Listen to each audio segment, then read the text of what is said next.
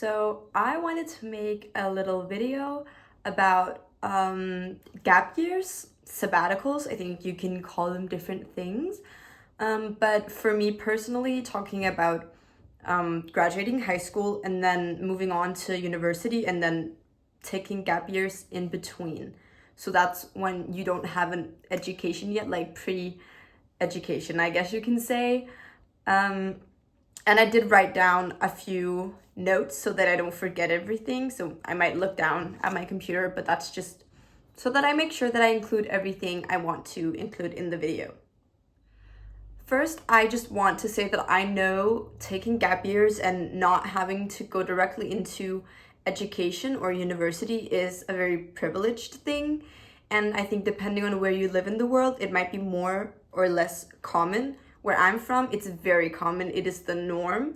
But I totally understand that that is not the reality for everyone. And the fact that I can talk about it makes me very privileged. It really does. And I'm very grateful that it's a consideration I could have and something that I could just do in my life without thinking any further about it. Yeah, so as I mentioned, where I'm from, it's very, very normal. I think it is way less common to go directly from high school into university. And it's just a culture thing. It's something that happened over the past 10-ish years.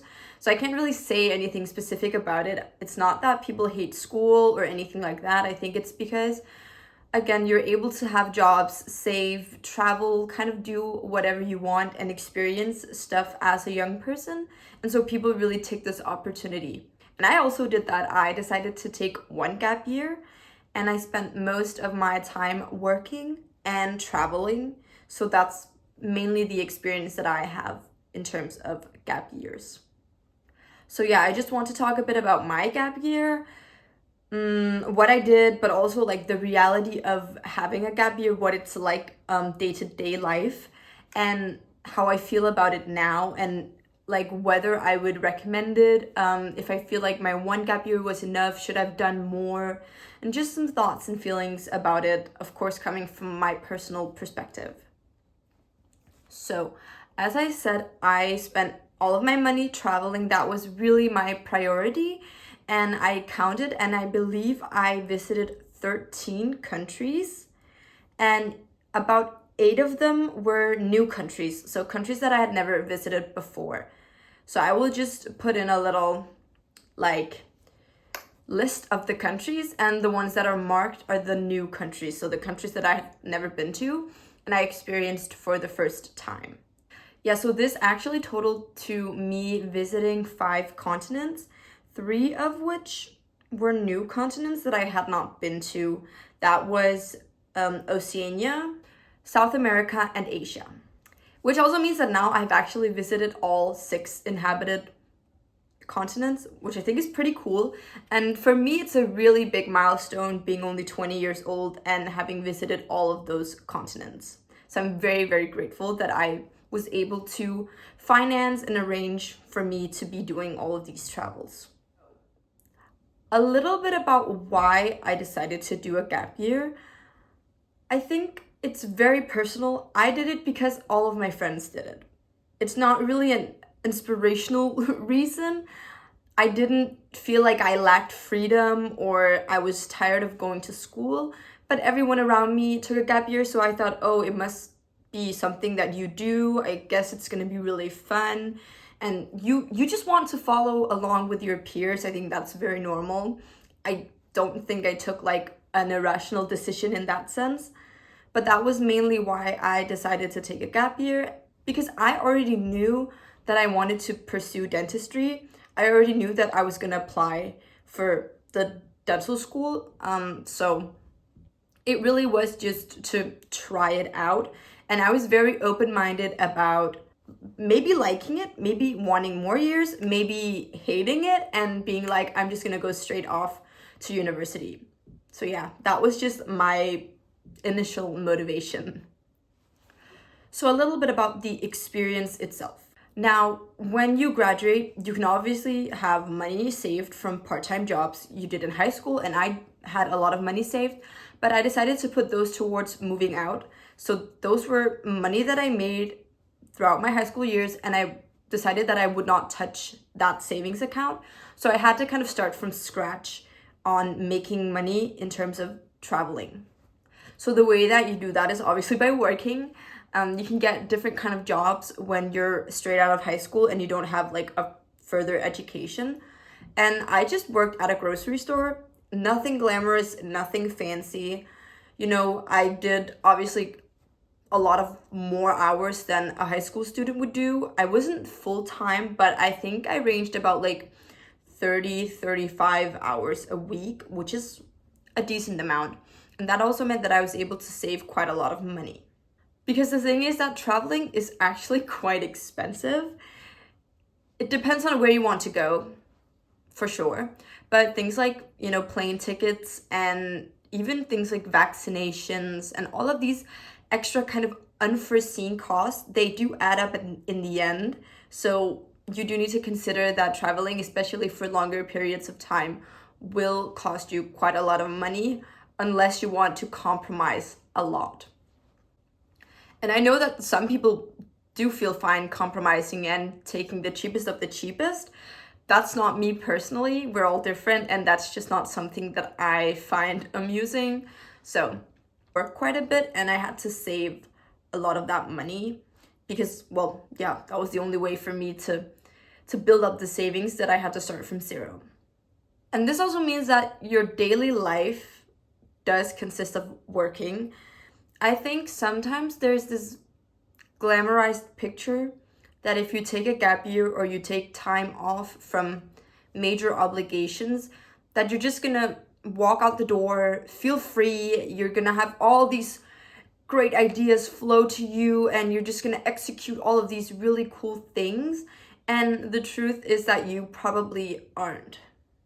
My first feeling when I graduated and I knew I was doing a gap year was feeling very chaotic, very lost, because you realize you have all of these opportunities. You can do genuinely whatever you please. And then I think you hit a decision fatigue quite hard because you're like, oh, I'm an adult. I can move abroad. I can do this. I can do that. I can be an au pair. I can travel. I can choose to not travel. You have all of these opportunities. You could move out. You could do so much stuff. And that really kind of puts like a little break on it because you're just standing there and you're all confused about what is the best thing to do for you. So I think while I will never ever regret traveling, I will never regret the experiences that I gained from this gap year. I do think it is really important to shine a light on the fact that it is not all traveling unless you have parents who maybe, you know, sponsor all of your trips. You're not going to be able to do just what you want, and all the cool ideas you have in your head, they usually, you know, they cost money. Nothing is really free in that sense. So I think that's just something to keep in mind, that unless you have a big savings already and you're thinking, oh, I'm going to spend that in a specific way, then you do start from the bottom and you have to build up savings. And then, for example, if you go traveling or you do other things that are fairly expensive, you're going to come home and you're going to, you know, have used all of your money. So you're going to be back to ground zero again. So that's really something to consider. If you like it, if it's something that you think is inspiring or you don't mind working many hours a week, I say go for it. But I think if you enter it with the mindset of like, oh, this is just gonna be the best thing ever, it's gonna solve all my problems, and I get to be this free, creative, new, genuinely authentic version of myself, I think that's maybe not what's going to happen.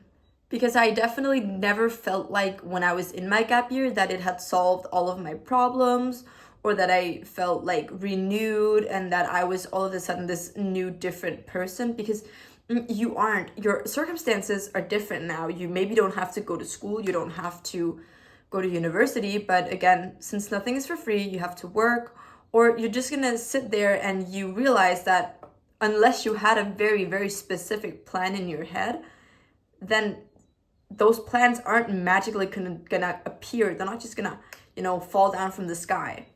However, I really think it's a personal preference thing, whether you like it or not. I also have a lot of friends that don't really know what kind of education they want to pursue. So for them, I think it's very useful to have time to maybe test out things, try some stuff, and in that sense kind of eliminate what they maybe don't want to do and find out what actually interests them.